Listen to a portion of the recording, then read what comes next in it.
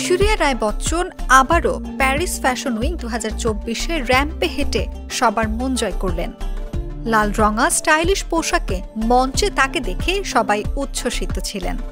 ঐশ্বরিয়ার লুক ও র্যাম্প সবাইকে মুগ্ধ করে।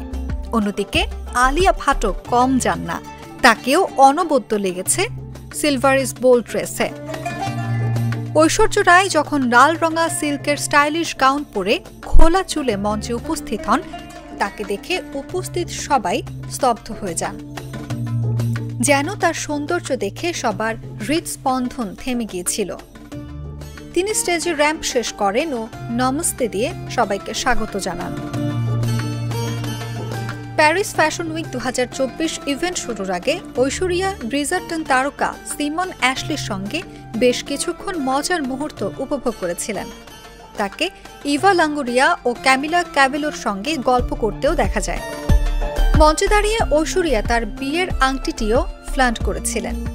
ঐশ্বরিয়া এখনও তার বিবাহের ভি আকৃতির আংটি পরেছেন, যদিও বা অভিষেক বচ্চনের সঙ্গে তার বিবাহ বিচ্ছেদের খবর চাউর আছে চারিদিকে।